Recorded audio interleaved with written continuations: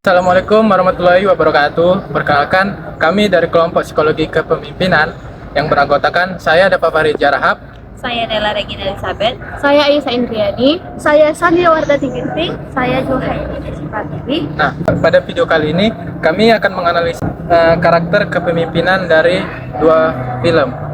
Yaitu yang pertama adalah film Hunter Killer dan yang kedua adalah drama Korea yang berjudul The Trauma Code Heroes on the Call.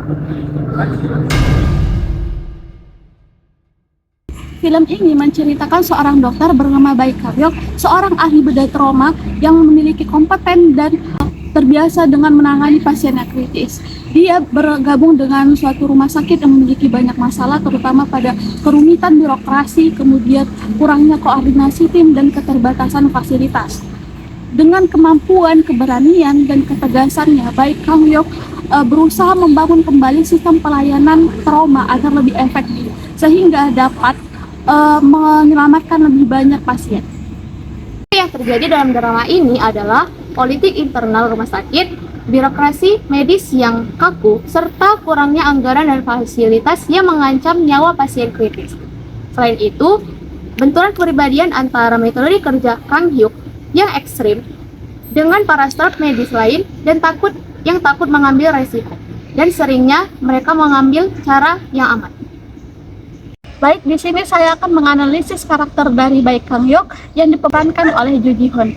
Nah, perannya yang pertama, Baek Kang-hyuk ini memimpin tim medis dalam menangani pasien kritis. Yang kedua, membuat perubahan sistem pelayanan trauma. Yang ketiga itu mengembangkan kompetisi dari kemampuan anggota timnya. Nah, konflik utamanya itu terjadi itu ketika si Baek Kang-hyuk ini ingin ataupun berusaha memperbaiki sistem pelayanan traumanya. Di situ ada dokter senior dan juga manajer yang tidak setuju dengan perubahan yang dilakukan. Nah, gaya kepemimpinan yang dipakai oleh Baek Kang-hyuk yang pertama itu transformasional dan yang kedua direktif. Alasannya karena Baek Kang-hyuk itu memiliki visi yang jelas untuk memperbaiki sistem pelayanan trauma rumah sakit. Yang kedua, kenapa Baek Kang-hyuk ini sebagai gaya kepemimpinannya itu direktif? Yang pertama itu karena dalam keadaan darurat medis dia itu sering memberikan instruksi yang jelas kepada anggotanya.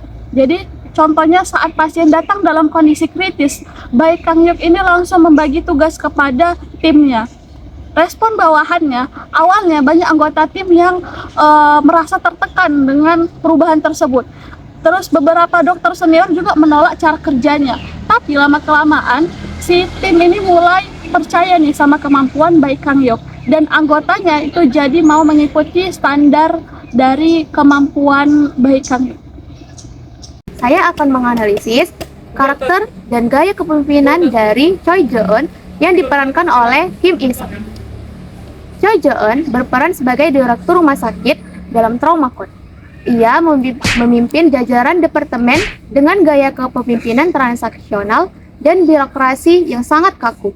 Dalam kesehariannya, ia selalu berfokus pada keuntungan materi atau profit, kepatuhan mutlak terhadap SOP, politik uang, serta reputasi formal rumah sakit di mata publik.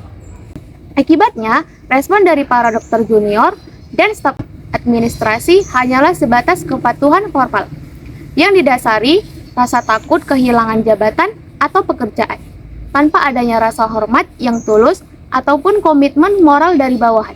Gaya kepemimpinan ini akhirnya menciptakan budaya kerja yang pasif, kaku, dan membuat para staf takut untuk melakukan inovasi baru. Saya akan menjelaskan sinopsis mengenai Hunter Killer. Dimulai dari hilangnya kapal dari Amerika yang kemudian pihak Amerika menyuruh Letnan Fish untuk mencari kapal selam yang hilang tersebut. Kemudian dari sini Captain Fish pun menyuruh ataupun memberikan kepemimpinan terhadap Joe Glass untuk menjadi pemimpin dalam kapal Arkansas untuk mencari kapal yang hilang ini. Dalam pencarian, ternyata kapal Arkansas ini menjadi serang menyerang dengan kapal milik Rusia. Namun kapal Rusia ini mereka hancurkan sehingga mereka dapat menangkap 3 orang dalam kapal Rusia ini. dalam kapal Rusia ini ada satu orang yang pemimpin, yaitu Sergei Andropov. Di sisi cerita lain, pihak Amerika rupanya memata-matai pihak Rusia yang dilakukan oleh anggota tim dari Biman. Dalam hal ini ditemukan bahwa terjadinya kudeta terhadap Presiden Rusia, yaitu Nikolai Zelensky, sehingga yang dilakukan oleh Dmitry Smirnov. Mungkin itu saja yang bisa saya sampaikan. Hunter Killer menceritakan konflik antara Amerika Serikat dan Rusia yang hampir memicu peperangan besar. Konflik utamanya itu terjadi ketika kapal selam Amerika Serikat menghilang di wilayah Rusia. Nah, Kapten Joy Glass itu diperintahkan untuk melakukan pencarian apa yang terjadi di wilayah tersebut. Nah, ternyata kejadian tersebut lebih rumit dari yang terlihat. Nah, ternyata ada kudeta yang terjadi di pemerintahan Rusia yang dilakukan oleh Menteri Pertahanan Dmitry Durov. Ia menangkap Presiden Rusia dan berencana membuat peperangan antara Amerika Serikat dan Rusia. Konflik semakin besar dan siap melakukan serangan balasan. Namun Joy Glass itu menyadari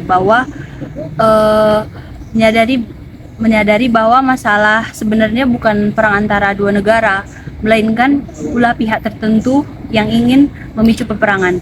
Ia akhirnya bekerja sama dengan pihak Rusia dan menyelamatkan Presiden Rusia untuk mencegah perang dunia ketiga. Jadi, Kapten Joy Glass ini dalam film Hunter Killer ini adalah sosok pemimpin militer yang tenang, cerdas, dan sangat adaptif. Sebagai komandan kapal selam USS Arkansas, ia menggunakan gaya kepemimpinan situasional dan transformasional yang tidak kaku dan protokol formal yang melainkan berorientasi pada kondisi nyata di lapangan. Gaya ini diterapkan saat menghadapi situasi krisis yang ekstrim dan penuh ketidakpastian, seperti ketika ia memutuskan untuk menyelamatkan kapten kapal selam dari Rusia demi mencegah perang dunia ketiga. Meskipun keputusan nekat ini awalnya memicu keraguan dan penolakan dari bawahannya, ia berhasil menyelamatkan tim dan mengubah keraguan tersebut menjadi kepercayaan penuh. Pada akhirnya, para bawahan memberikan loyalitas yang sangat tinggi dan patuh menjalani misi berbahaya karena mereka percaya penuh pada integritas kepemimpinannya. Terima kasih. Ini saya akan menjelaskan gaya kepemimpinan dari film Hunter Killer, yaitu Sergei Andropov. Sergei Andropov itu adalah komandan dari kapal selam RMS Connect Rusia. Di sini dia memiliki gaya kepemimpinan yang pertama adalah karismatik. Dari mana dia terlihat karismatik itu terlihat ketika adanya gangguan antara kapal mereka dan kapal penyerang milik Rusia, di mana Sergei Andropov ini menghubungi anak buahnya yang ada di kapal penyerang untuk tidak menyerang kapal tersebut dan mengatakan bahwa adanya kudeta terhadap Presiden Rusia tersebut. Yang kedua adalah Sergei Andropov memiliki gaya kepemimpinan transformasional. Terlihat ketika dia mau bekerja sama dengan Joy Glass untuk mencegah kudeta yang terjadi di Rusia. Dia memiliki pandangan bahwa dia memiliki seorang yang nasionalis dan peduli pada negaranya, bukan pada seorang pemimpin yang tidak etis seperti Dmitry Smirnov. Sergei Andropov ini memiliki gaya kepemimpinan yang etis karena dia mendukung negaranya dan bukan patuh kepada seorang pemimpin.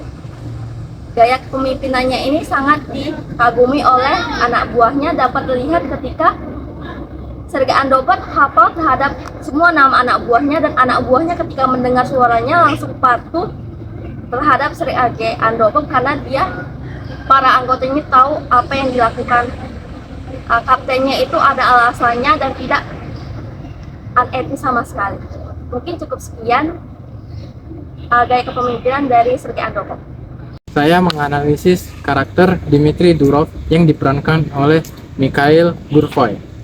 Nah, konflik utama yang terjadi adalah ketika Laksmana Dmitry Durov berusaha mengambil alih kekuasaan dengan melakukan kudeta militer.